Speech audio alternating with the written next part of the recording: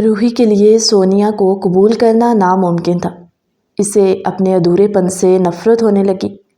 اسفند جب اپنے کمرے میں آیا تو روحی اس کے گریبان کو پکڑ کر بولی، تم سب مرد ایک جیسے ہی ہوتے ہو، ساری عمر محبتوں کے دعوے اور جھوٹے وعدے کرتے ہو اور موقع ملتے ہی سب باتوں سے مکر جاتے ہو۔ ملک اسفند نے روحی کے ہاتھوں کو پیچھے جھٹکا اور بولا، روحی اب تم زیادتی کر رہی ہو۔ میں نے 10 سال اسی آس میں گزارے کہ ایک نہ ایک دن اللہ تمہاری گود بھر دے گا، لیکن اس سب میں نہ قصور تمہارا ہے اور نہ کسی اور کا۔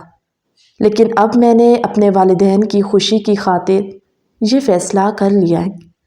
میں تو وہ بچہ تمہاری گود میں ڈالنا چاہتا تھا، لیکن شکر ہے کہ تم نے پہلے ہی اصلیت دکھا دی کہ سوتیلا سوتیلا ہی ہوتا ہے، اور میں اپنے کسی وعدے سے نہیں مکرا۔ تمہیں تمہارے سارے حقوق اسی شان سے دوں گا، مگر پلیز روحی سمجھنے کی کوشش کرو، اس طرح سب کے لیے مسائل پیدا نہ کرو۔ اماں جی اور بابا کو میرے اس نکاح سے کوئی اعتراض نہیں، بلکہ وہ مہمانوں کی موجودگی میں پورے رسم و رواج کے ساتھ سونیا کو اس گھر میں لانا چاہتے ہیں، تاکہ کل کو کوئی اٹھ کر مجھ پر کوئی تانے نہ کسے۔ روحی ایک بار پھر آگ بگولا ہوئی اور چیخ کر کہنے لگی، اسفند اس سب کا انجام بہت برا ہوگا، تو میرا دل توڑ کر کبھی خوش نہیں رہ پاؤ گے۔ اسفند نے ضبط کا مظاہرہ کرتے ہوئے ایک بار روحی کو اپنی باہوں میں بھرا اور پیار سے اسے سمجھانے لگا، دیکھو روحی تم خوش رہو گی تو تمہارا ہی فائدہ ہے۔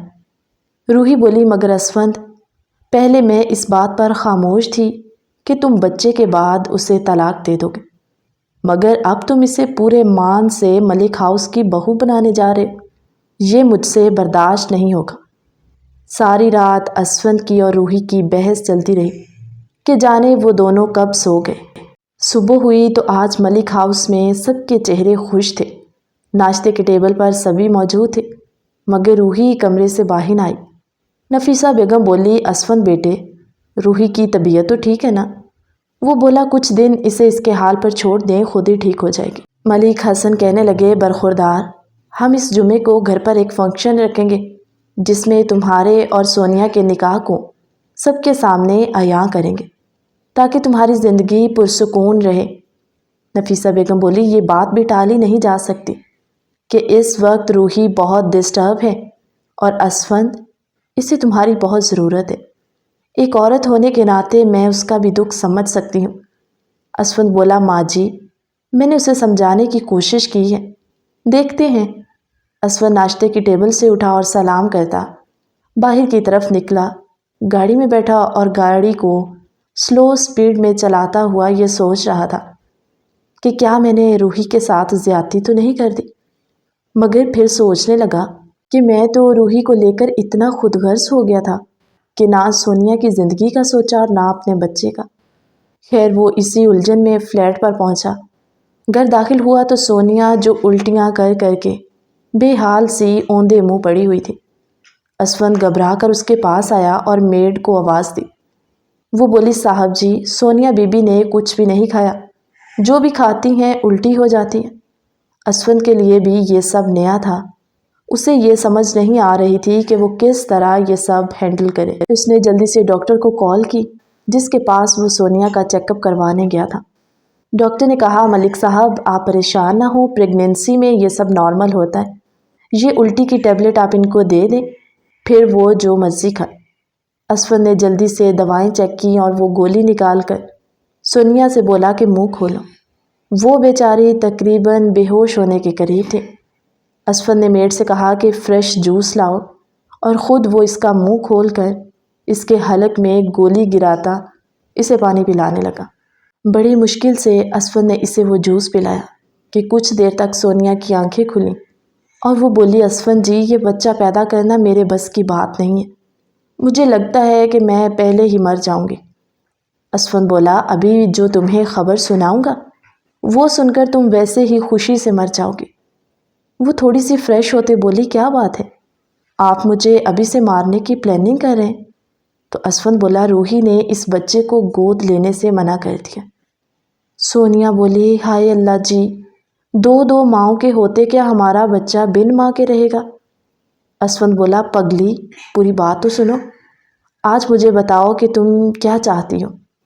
وہ جھٹ سے بولی، آپ کا ساتھ، آپ مجھے کبھی طلاق مت دینا، بے شک بچے کے بعد مجھے کام والی بنا کر اپنے گھر رکھ لینا۔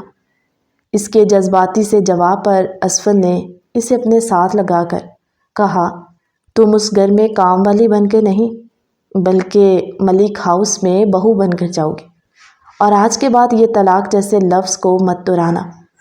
ایک پل کو سونیا کو لگا کہ وہ خواب دیکھ رہی ہے۔ وہ بولی، کہیں آپ مذاق تو نہیں کر رہے؟ بڑے صاحب اور بی بی جی مان جائیں گی کیا؟ اسفند بولا، مان جائیں گے نہیں، مان گئے ہیں۔ وہ تو اس بچے کو سن کر خوشی سے نہال ہو چکے ہیں، اور اس جمعے کو گھر پر ایک چھوٹا سا فنکشن ہوگا جس میں ہمارے رشتے کے بارے میں سب جان جائیں گے۔ سونیا کہنے لگی، ضرور میری کوئی نیکی اللہ کو پسند آئی ہوگی جس کا صلہ میرا رب مجھے یوں دے رہا ہے۔ اسفند بولا، تو مس سونیا، کیا آپ اس بات پر اپنے شوہر کا منہ میٹھا نہیں کروائیں گی؟ سونیا بولی، مٹھائی تو نہیں ہے گھر۔ اسفند شرارتی سے انداز سے بولا، منہ میٹھا کروانے کے اور بھی طریقے ہیں، اور اس سے بیڈ کراؤن سے لگاتا وہ اس پر چھکا اور پھر ماتھے پر بوسہ کر کے اٹھنے لگا کہ سونیا نے اس کے چہرے کو اپنے ہاتھوں میں پکڑا اور بڑے لاڈ سے دیکھنے لگی۔ اسفند بولا، سونیا اس طرح دیکھو گی تو پھر میری نیت خراب ہو جائے گی۔ جلدی سے اسفند کو چھوڑا اور بولی، اسفند جی، روحی جی کیسی ہیں؟ تو اسفند پریشان سا ہو گیا اور بولا، بہت ڈسٹرب ہے، اس کو تھوڑا وقت لگے گا یہ سب قبول کرنے میں، اور روحی دل کی بری نہیں ہے، وقتی طور پر جذباتی ضرور ہو جاتی ہے مگر بعد میں اسے احساس ہو جاتا ہے، اور مجھے لے کر تو وہ ویسے بھی بہت حساس ہے۔ چلو اللہ بہتر کرے گا انشاءاللہ، میں نکلتا ہوں آفس کے لیے، شام کو ریڈی رہنا، شاپنگ پر چلیں گے، اپنی پسند کا کچھ لے لینا۔ وہ اسے اللہ حافظ کہتا چلا گیا۔ روحی جو کمرے میں بیٹھی رو رہی تھی کہ نفیسہ بیگم نے دروازے پر دستک دی اور اجازت مانگی۔ روحی جلدی سے آنکھیں صاف کرتی بولی، جی اماں جی آ جائیں۔ نفیسہ بیگم نے روحی کا حلیہ دیکھا تو بولی، بیٹا ایک گھر میں رہتے ہوئے اتنے فاصلے کیوں؟ میں کبھی اپنی بیٹی رمشا یا تم میں کوئی فرق نہیں سمجھا۔ میں جانتی ہوں یہ سب کرنا آسان نہیں ہے، مگر دیکھو ہمارا اسلام تو 4 بیویوں کی اجازت دیتا ہے، اور اسفند مجبوری میں یہ سب کر رہا ہے، اور تم اللہ سے امید مت کھونا، ایک دن آئے گا جب اللہ تمہاری گود بھی ہری کرے گا۔ روحی جو بس صبر کے گھونٹ اپنے حلق سے اتار رہی تھی اور بولی کہ میں پوری کوشش کروں گی کہ میری طرف سے کوئی شکایت نہ ہو۔ نفیسہ بیگم نے روحی کے سر پر پیار کیا اور بولی، جلدی سے تیار ہو کر نیچے آؤ، پورا گھر تمہارے بنا سونا سا لگ رہا ہے۔ جی اماں جی، یہ کہتی ہوئی وہ اٹھی اور واش روم میں چلی گئی۔ شاور لے کر آئی، وہ خود کو سمجھاتی رہی کہ میری بلا سے اسفند کی دوسری بیوی کون ہو، ایک کام والی یا کسی امیر گھرانے کی، مجھے اسفند کی خوشی میں خوش ہونا ہے، اولاد تو اسفند کی ہی ہوگی، ماں کوئی بھی ہو۔ روحی جو خود میں ہمت جمع کرتی ہوئی نیچے آئی جہاں نفیسہ بیگم نوکروں کو ان کے کام سمجھانے میں لگی تھی، کیونکہ کل کا ہی دن تھا ساری تیاریاں کرنے کا۔ وہ مناسب سا انتظام کرنا چاہتی تھی کہ روحی بولی، ماں جی میری کسی مدد کی ضرورت ہو تو بتائیے گا۔ نفیسہ بیگم نے اسے ساتھ لگایا اور بولی، بس میری بیٹی تم خوش رہو اور کام کرنے کو تو ملازم ہے، اسفند کا بچہ تمہارا بھی اتنا ہی ہوگا جتنا سونیا کا۔ روحی جو اپنے اندر ایک جنگ لڑ رہی تھی کہ وہ کیا کرے کہ اس کے بے قرار دل کو چین آ جائے اور گھر میں سب خوش بھی رہیں۔ خیر نفیسہ بیگم شاپنگ پر روحی کو ساتھ لے گئی۔ روحی جو اپنے دل سے نفرت کو نکال کر اپنے دل کو اس بات پر آمادہ کر رہی تھی کہ میں اتنی خود غرض نہیں ہو سکتی، اگر میں نے سچ میں اسفند سے محبت کی ہے تو مجھے اپنے شوہر کے لیے یہ قربانی دینی ہوگی۔ وہ نفیسہ بیگم کا پورا ساتھ دے رہی تھی ہر کام میں۔ فی الحال وہ اپنے دل کی کیفیت کو کسی پر عیاں نہیں کرنا چاہتی تھی۔ رات کو اسفند سونیا کے پاس پہنچا جو اس کے آنے سے پہلے تیار ہو چکی تھی، بلو کلر کا ڈریس پہنے بہت سمپل سا تیار ہوئی تھی۔ اسفند جس نے آلریڈی بلو پینٹ کوٹ پہنا ہوا تھا، سونیا کو دیکھتے ہی بولا، واہ جی، آج تو اپنے ہسبینڈ سے میچنگ ڈریس پہنا ہے۔ بہت پیاری لگ رہی ہو۔ سونیا مسکرا دی کہ اسفند اسے ساتھ لگاتے سیلفی لینے لگا۔ دونوں خوشی سے باہر نکلے، گاڑی میں بیٹھے شاپنگ پر جا رہے تھے، کیونکہ نفیسہ بیگم نے اسفند سے کہا تھا کہ تم سونیا کو اس کی پسند کا جوڑا دلوانا جو وہ کل فنکشن پر پہنے گی۔ سونیا اتنے بڑے شاپنگ مال میں جا کر بس ارد گرد دیکھتی جا رہی تھی۔ اسے لگ رہا تھا کہ پتہ نہیں وہ کس دنیا میں آ گئی۔ اچانک اس کی زندگی اس پر اتنی مہربان کیسی ہو گئی؟ اللہ نے اسے زمین سے اٹھا کر آسمان پر بٹھا دیا تھا۔ وہ خود پر رشک کرتی اسفند کا ہاتھ تھامے چل رہی تھی۔ جہاں بچوں کی چیزوں والی دکان پر ان کی نظر پڑی تو اسفند بے اختیار اس شاپ میں چلا گیا۔ وہ ہر چیز کو اتنے پیار سے چھو کر دیکھ رہا تھا کہ سونیا کو اس کی تڑپ کا اندازہ ہو گیا کہ وہ اپنی اولاد کے لیے کس قدر ترسے ہوئے۔ اسفند بولا، سونیا، میرا جی چاہ رہا ہے کہ پوری دکان خرید لوں۔ سونیا نے اسفند سے کہا، اسفند جی، ابھی بھی بہت وقت ہے، یہ سب ہم پھر لے لیں گے، ابھی ان کی ضرورت نہیں ہے۔ وہ حسرت سے دیکھتا سونیا کو ساتھ لگائے باہر نکلا۔ پھر وہ سونیا کا جوڑا لینے بوتیک پر گئے، جہاں سوٹوں کی پرائس دیکھ کر ایک پل کو سونیا چونک گئی اور بولی، اتنے صفر لگے ہوئے ساتھ۔ اسفند اس کی معصومیت پر مسکرایا۔ وہ بولی، نہیں اسفند جی، اتنا مہنگا جوڑا نہیں لوں گی میں، بس کوئی نارمل سا لے دیں۔ اسفند اسے کندھوں سے پکڑتا اپنے سامنے کر کے بولا، لڑکیوں کی تو خواہش ہوتی ہے، اور جب تمہیں خواہشات پوری کرنے والا شوہر مل گیا ہے تو کنجوسی مت کرو۔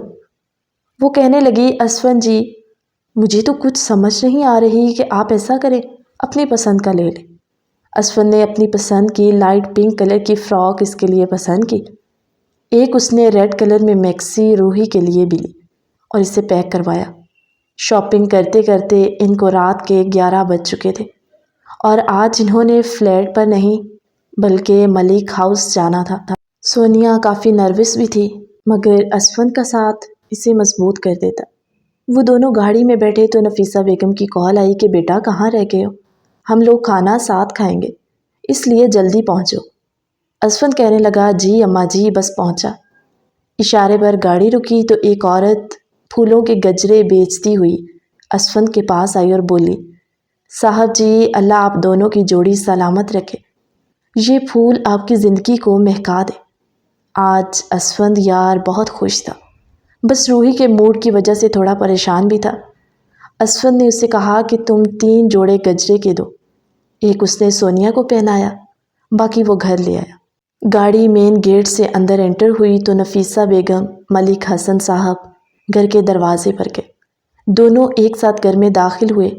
روحی جو ایک سائڈ پر کھڑی اپنے آنسوؤں کو حلق میں اتار کر مسکرانے کی کوشش کر رہی تھی۔ سونیا اور اسفند گھر میں داخل ہوئے تو نفیسہ بیگم نے آگے بڑھ کر سونیا اور اسفند کی نظر اتاری، ہزار کے نوٹ وار کر ملازموں میں تقسیم کر دیے۔ اسفند نے دور کھڑی روحی کو بلایا اور بولا، ایسے کیسے گھر آ جاؤں میں؟ اماں جی، آج میں ان دونوں کے ساتھ آؤں گا۔ وہ روحی کو ساتھ لگاتا بولا، سوچنا بھی مت کہ تمہاری اہمیت کبھی کم ہوگی، تم اس گھر کی پہلی بہو ہو۔ ملک صاحب بولے، شکر ہے اللہ پاک کا، آج ہمارے گھر کی دہلیز پر بھی خوشیاں آئیں۔ انہوں نے سونیا کے سر پر پیار دیا۔ وہ سب اس بات کو بھول گئے کہ سونیا کام والی کی بیٹی ہے، بلکہ اسے دل سے بہو مان کر گھر لائے تھے۔ ڈائننگ ٹیبل پر کھانا لگ چکا تھا اور کھانے میں بہت اہتمام کیے ہوئے تھے۔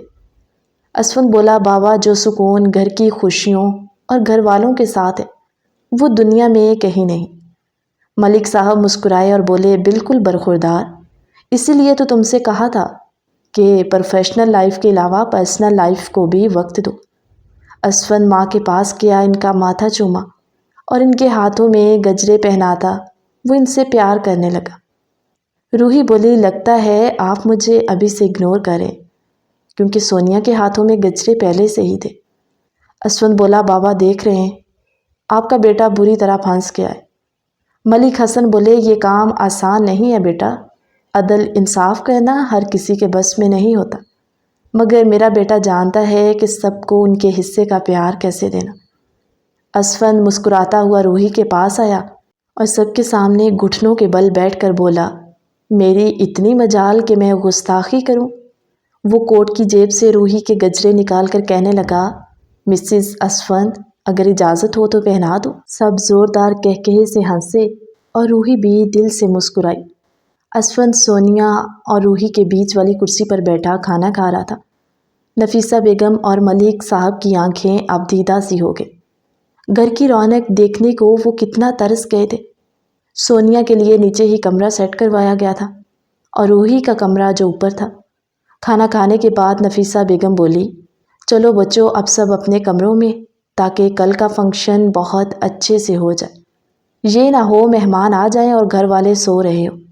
اسفند سونیا کو اس کے کمرے تک لے گیا اور بولا، آج رات میں روحی کے پاس رکوں گا تاکہ اس کا موڈ بھی بہتر ہو جائے اور تمہاری طرف سے اس کا دل بھی صاف ہو جائے۔ سونیا بولی، جی اسفند جی آپ چاہیں، مجھے کوئی اعتراض نہیں۔ وہ اس کی کمر پر ہاتھ رکھتا بولا، اعتراض ہونا چاہیے تمہیں۔ اسفند جو سونیا کے قریب ہوتا اسے دیوار کے ساتھ لگاتا بولا، اتنی بے فکر ہو کر مت سونا، میرا موڈ بدل گیا تو آ جاؤں گا۔ سونیا نے اسفند کو پیار سے پیچھے کیا اور بولی، روحی جی آپ۔ روحی کا نام سن کر اسفند کرنٹ کھا کر پیچھے مڑا تو ادھر کوئی بھی نہیں تھا۔ اسفند اسے اپنی باہوں میں بھینچے ہوئے بولا، سونیا کی بچی تمہیں میں بتاتا ہوں۔ اس سے پہلے کہ اس کی گستاخیاں بڑھتی، ایک ملازمہ دودھ کا گلاس لے کر کمرے میں داخل ہوئی تو اسفند جھٹ سے سیدھا کھڑا ہو گیا۔ ملازمہ بولی، سونیا بی بی، یہ بڑی بی بی نے آپ کے لیے دودھ بھیجا ہے۔ اسفند اسے گڈ نائٹ کہتا کمرے سے باہر آیا۔ روحی جو اپنے کمرے میں جا چکی تھی اور کافی حد تک وہ سچائی کو قبول کر چکی تھی۔ اسفند کمرے میں گیا تو روحی ڈریسنگ کے سامنے کھڑی بالوں میں برش کر رہی تھی۔ اسفند اسے پیچھے سے ہگ کیا اور شیشے میں اسے دیکھنے لگا۔ روحی کی آنکھیں سرخ ہو چکی تھی۔ 2 دن جتنا وہ روئی تھی یہ بس وہی جانتی تھی۔ خیر وہ اسفند کی باہوں میں خاموش رہی۔ اسفند بولا، کیا بات ہے جناب؟ لگتا ہے غصہ ابھی تک ہے۔ روحی بولی، نہیں اسفند۔ وہ پیچھے کی جانب مڑی اور بولی، میں اس دن کے اپنے رویے پر شرمندہ ہوں اور آپ سے معافی بھی چاہتی ہوں۔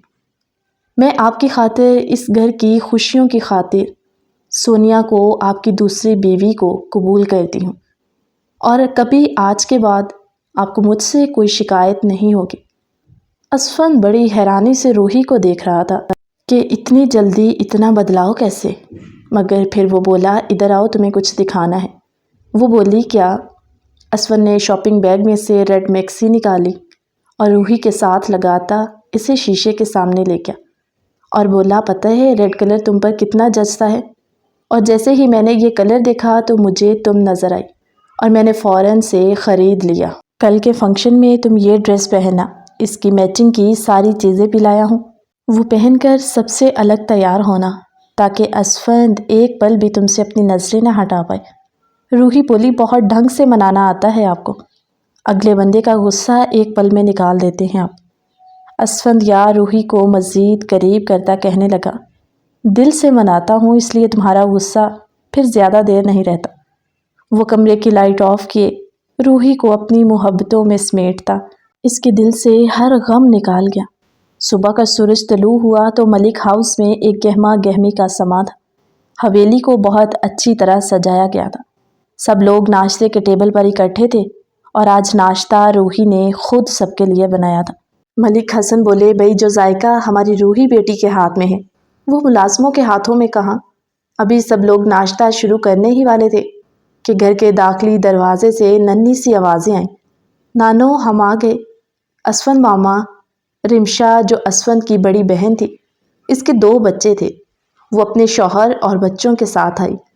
اسفند جو بھاگتا ہوا دونوں بچوں کو گود میں اٹھا کر گھومنے لگا۔ اسفند جتنا غصے کا تیز تھا اتنا ہی نرم دل کا بھی تھا۔ اس کے لیے اس کی فیملی اس کی پہلی ترجیح تھی۔ رمشا کے آنے سے مزید خوشیوں کو 4 چاند لگ گئے تھے۔ سب ایک دوسرے سے ملے۔ سونیا کو بھی رمشا بہت پیار سے ملی اور بھائی کو مبارکباد بھی دی۔ نفیسہ بیگم بولی، چلو سب مل کر ناشتہ کرتے ہیں۔ کل تک ملک ہاؤس میں سب اداس سے تھے اور آج ہر طرف خوشی کا سما تھا۔ ناشتہ کرتے ہوئے روحی نے فریش جوس کا گلاس سونیا کی طرف بڑھایا اور بولی، تمہارے لیے یہ اچھا ہے، اسفند نے ایک نظر دونوں بیویوں پر ڈالی اور مسکراتے ہوئے بولا، روحی میرا بھی کچھ خیال کرو، آخر تمہارا شوہر ہوں۔ سونیا بولی، ابھی تو ہمارا اتفاق آپ نے دیکھا بھی نہیں اور جلنے کی بو بھی آنے لگی۔ ملک حسن مسکرائے۔ رمشا بولی، دیکھ لے اماں جان، مجھے لگ رہا ہے میری دونوں بھابیاں ایک سائڈ پر ہو جائیں گی اور میرا بھائی بیچارہ اکیلا رہ جائے گا۔ نفیسہ بیگم بولی، اللہ سلامت رکھے میرے بچوں کو اور ان کی خوشیوں کو کسی کی نظر نہ لگے۔ ایک روحی کا لہجہ بدلنے کی دیر تھی اور گھر میں خوشی کا ماحول بن گیا۔ اگر وہ کھلے دل سے یہ سب قبول نہ کرتی تو سب اتنا خوش نہ ہوتے۔ وہ لوگ ناشتہ کر رہے تھے کہ ڈیکوریشن والے آ گئے۔ گھر کے باہر لان میں سب انتظام کرنے لگے۔ بہت خوبصورتی سے سب کچھ ارینج ہوا۔ شام کا وقت ہوا۔ میک اپ آرٹسٹ کو گھر ہی بلایا گیا تھا جو سونیا کے کمرے میں اسے تیار کر رہی تھی۔ اسفند، جس کی بے قراریاں تھمنے کا نام ہی نہیں لے رہی تھی، بار بار سونیا کو میسج کر رہا تھا کہ سونیا کب یہ تمہاری جان چھوڑے گی اور میں تمہاری ایک جھلک دیکھوں گا، کیونکہ سونیا اس طرح پہلی بار تیار ہو رہی تھی۔ مہمان آنا شروع ہو چکے تھے۔ نفیسہ بیگم اور روحی سب مہمانوں کو ویلکم کرنے میں مصروف تھیں۔ جب سونیا تیار ہو گئی اور میک اپ آرٹسٹ کمرے سے جا چکی تھی، اس کے جانے کی دیر تھی کہ اسفند جو جلدی سے سونیا کے کمرے میں چلا گیا۔ وہ جو کب سے اپنی بے قراریاں روکے بیٹھا تھا، ایک پل کو سونیا کو دیکھتا ہی رہ گیا۔ کہنے لگا، ارے واہ، تم اتنی حسین ہو، یہ مجھے آج پتہ چلا۔ کاش تم پہلی بار ایسے ہی تیار ہو کر میری دلہن بن کر میرے پاس آتی۔ خیر، ابھی بھی کچھ نہیں بگڑا، تم دلہن بنی ہو اور یہ رہا تمہارا دلہا میاں۔ کیا کہتی ہو؟ سونیا بولی، 2 گھنٹے لگا کر اس نے میک اپ کیا ہے اور آپ 1 منٹ میں پانی پھیر دیں گے۔ باہر سب مہمان آ چکے ہیں۔ اسفند بیڈ پر گرتا بولا، ہائے میرے جذبات کو کون سمجھائے۔ تھوڑی دیر بعد ملازمہ کمرے کا دروازہ کھٹکھٹائی اور بولی، صاحب جی، بڑے صاحب آپ کو بلا رہے۔ وہ جلدی سے اٹھا، بال سیٹ کرتا کمرے سے باہر جانے لگا۔ ایک دم واپس مڑا اور سونیا کو آنکھ مارتے ہوئے بولا، سویٹ ہارٹ، آج رات میں اور آپ۔ آدھی ادھوری بات کرتا وہ کمرے سے نکل چکا تھا۔ ملک حسن نے اسفند کو بلایا تو سامنے سکینہ اور غلام رسول، سونیا کے والدین، موجود تھے۔ وہ دونوں اسفند کو پیار دیتے ڈھیروں دعائیں دینے لگے۔ پھر سونیا سے ملنے اس کے کمرے میں گئے، جہاں کچھ پل تو وہ حیران ہو گئے۔ انہیں اس بات کا یقین ہی نہیں ہو رہا تھا کہ وہ ان غریب ماں باپ کی اولاد ہے جو آج شہزادیوں کی طرح اس محل نما گھر میں موجود ہے۔ سکینہ بیٹی کی نظر اتارنے لگی اور بولی، اللہ میری بیٹی کو ہمیشہ خوش رکھے۔ غلام رسول نے اب دیدہ سی آنکھوں سے بیٹی کو سر پر پیار دیا کہ روحی اور رمشا کمرے میں سونیا کو لینے آئے۔ سونیا کی ماں نے روحی کو سلام کیا۔ آج وہ ان سے بھی بڑے خوش انداز میں ملی۔ سونیا اسفند کے ساتھ سٹیج پر بیٹھی تھی۔ روحی دور سے کھڑی اپنی شادی کا منظر سوچنے لگی۔ اس نے کبھی سوچا بھی نہیں تھا کہ زندگی کبھی ایسے سخت امتحان بھی لے گی۔ خیر، روحی اب بہت بدل گئی تھی اسفند کے لیے۔ سب مہمانوں میں ان کے نکاح کی اناؤنسمنٹ کر دی گئی۔ اسفند نے سامنے کھڑی روحی کو دیکھا جو اس ریڈ کلر میکسی پہنے ہوئے بہت پیاری لگ رہی تھی اور اسے اس کے دل کی کیفیت کا خوب اندازہ تھا۔ اس نے اپنی ماں سے کہا کہ روحی کو سٹیج پر بلائے۔ نفیسہ بیگم روحی کے پاس آئی اور بولی، روحی بیٹا، کیا ہوا، اداس ہو؟ ہمارے اس فیصلے پر تم سب سے زیادہ اس دن خوش ہوگی جس دن اسفند کی اولاد تمہاری گود میں ڈالی جائے گی۔ روحی نم آنکھوں کو صاف کرتی بولی، اماں جی، کیا تھا اگر اللہ میری گود بھی بھر دیتا؟ میرے پاس سب کچھ ہے، کسی چیز کی کوئی کمی نہیں۔ ماں جیسی ساس ہے، باپ جیسا سسر اور اتنا چاہنے والا شوہر، سب کچھ اللہ نے دیا، مگر یہ ایک کمی میرے اندر ایسی رکھ دی جس کا کوئی نعم البدل نہیں۔ مگر میں اب سونیا کو دل سے قبول کر چکی ہوں۔ نفیسہ بیگم نے روحی کا منہ چوما اور بولی، بیٹا، تم نے آج تک کبھی کسی کا دل نہیں دکھایا اور اللہ بہت رحیم ہے، وہ تمہارے صبر کا پھل تمہیں ضرور دے گا انشاءاللہ۔ پھر وہ اسے اپنے ساتھ سٹیج پر لے گئی۔ اسفند نے کھڑے ہو کر روحی کو اپنے ساتھ کھڑا کیا۔ تمام مہمان ان کا سلوک اور روحی کے بڑے دل کی تعریف کر رہے تھے۔ تھوڑی دیر تک تقریب کا اختتام ہوا۔ مہمانوں کو رخصت کر کے وہ سب اب فری ہوئے تھے۔ رات کے تقریباً 10 بجنے والے تھے۔ سونیا کے والدین بھی مل کر گھر سے نکل گئے تھے۔ سونیا جو کافی تھک گئی تھی، نفیسہ بیگم بولی چلو اللہ کا شکر ہے سب خیریت سے ہو گئے، جاؤ سونیا بیٹی تم آرام کرو۔ روحی جس نے اسفند کو کہا کہ آپ سونیا کے ساتھ جائیں، وہ دونوں کمرے میں جانے لگے تو اسفند اور سونیا کی حیرت کے انتہا نہ رہی۔ پورا کمرہ فریش پھولوں سے سجا ہوا تھا۔ روحی پیچھے سے آئی اور بولی کیسا لگا میرا سرپرائز؟ اسفند اسے گلے لگاتا بولا میری جان کیوں اتنے احسان کر رہی ہو؟ روحی بولی بھئی احسان کیسا؟ سونیا اس گھر میں آئی ہے، اس کے بھی ارمان ہوں گے، اور آج آپ لوگوں نے اپنے رشتے کو لوگوں کے سامنے قبول کیا تو یہ میری طرف سے تحفہ۔ یہ کہہ کر وہ جانے لگی تو سونیا بولی روحی جی آپ سچ میں بہت اچھی ہیں، اسفند جی آپ کے بارے میں بالکل صحیح کہتے تھے کہ آپ دل کی بالکل بری نہیں ہیں۔ میرا بچہ جسے میں جنم دوں گی لیکن آپ اس کی ماں ہوں گی، پہلا حق اس پر آپ کا ہوگا۔ روحی مسکرا کر اپنے کمرے میں چلی گئی۔ جب اسفند سونیا کے کمرے میں داخل ہوا، ہر طرف پھولوں کی مہک تھی۔ سونیا اس پنک کلر کی فراک میں کوئی گڑیا لگ رہی تھی۔ وہ بولی اسفند جی جتنا میں روحی جی سے ڈرتی تھی وہ اتنی ہی اچھی نکلی۔ یہ سب آسان نہیں ہے جو انہوں نے کیا، اپنا شوہر میرے حوالے کر دیا انہوں نے۔ اسفند جو آگے بڑھ کر بولا اپنے ننھے سے دماغ پر اتنا زور نہ دو، اور اگر روحی نے اپنا شوہر تمہارے حوالے کر دیا ہے تو تمہیں بھی چاہیے اس معصوم سے شوہر کے جذباتوں کا خیال رکھو۔ سونیا بولی رکھتی تو ہوں خیال آپ کا۔ وہ اس کے قریب ہوتا اس کی دھڑکنوں کو بے ترتیب کرتا بولا کہاں رکھتی ہو خیال؟ اس کے لبوں پر جھکا اور اسے دیوار سے لگاتا بولا اس طرح خیال رکھا کرو میرا، مجھے ترسنے نہ دیا کرو۔ سونیا کا بھاری لباس اس کے وجود سے اتارتا وہ اسے ہلکا کر رہا تھا۔ اس کے لبوں پر گرفت جمائے وہ اسے گود میں اٹھا کر کہنے لگا دل کہتا ہے چیخ چیخ کر اپنی خوشیوں کا اظہار کروں۔ سونیا بولی پلیز اسفند مجھے نیچے اتاریں، اگر گر گئی تو کوئی مسئلہ نہ بن جائے۔ وہ بولا اسفند یار کی مضبوط گرفت میں ہو تم، کیسے گرا سکتا ہوں؟ وہ بولی مگر مجھے ڈر لگ رہا ہے، احتیاط ضروری ہے۔ اسفند نے اسے نازک سے پھول کی طرح بیڈ پر لٹایا اور اس کے وجود سے کھیلتا وہ اس پر حاوی ہو چکا تھا۔ کب صبح ہو گئی وہ لوگ انجان تھے کہ آج رات اتنی جلدی کیسے ختم ہو گئی۔ وقت گزرتا گیا اور اب 9ویں مہینے کے دن چل رہے تھے۔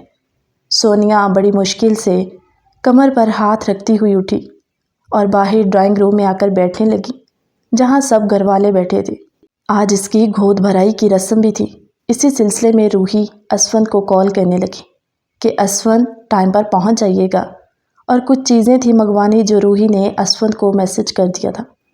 اسفند گاڑی چلاتے ہوئے سوچ رہا تھا کہ وقت آ گیا ہے جس کا انتظار اس نے 10 سال کیا تھا۔ وہ انہی سوچوں میں گم تھا کہ اس کی گاڑی بے دہانی میں فٹ پاتھ سے ٹکرا گئی۔ ادھر ملک ہاؤس میں گود بھرائی کی تیاریاں مکمل تھی، بس اسفند کا انتظار تھا۔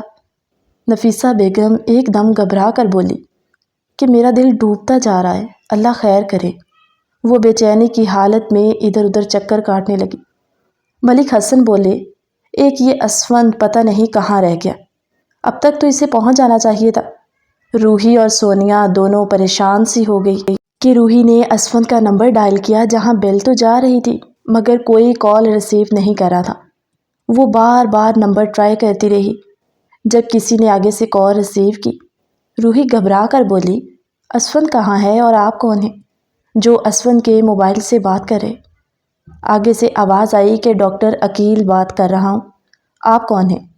روحی بولی میں ملک اسفند کی وائف ہوں، پلیز ڈاکٹر بتائیں اسفند کہاں ہے اور کیسا ہے، وہ ہسپتال کیوں آیا؟ روحی کی بات سن کر سب گھر والوں کی جان نکلنے کے در پر تھی۔ ڈاکٹر بولا دیکھیں مسز ملک، جو خبر میں آپ کو دینے جا رہا ہوں اسے سننے کے لیے آپ کو اپنا دل بہت بڑا کرنا ہوگا۔ روحی جس کی آواز حلق میں اٹک گئی، وہ کانپتی آواز میں بولی جی بولے۔ ڈاکٹر نے کہا آپ کے شوہر کا بہت بری طرح ایکسیڈنٹ ہوا ہے، ایکسیڈنٹ کا سن کر ملک ہاؤس میں موجود سب افراد کے سر پر آسمان گر پڑا۔ ڈاکٹر کی اگلی بات پر روحی بے ساختہ زمین پر گر گئی۔ ڈاکٹر نے کہا، آپ کے شوہر ملک اسفندیار اب۔ اس کہانی کا بقیہ پارٹ ہماری اگلی ویڈیو میں۔ تب تک کے لیے اللہ حافظ۔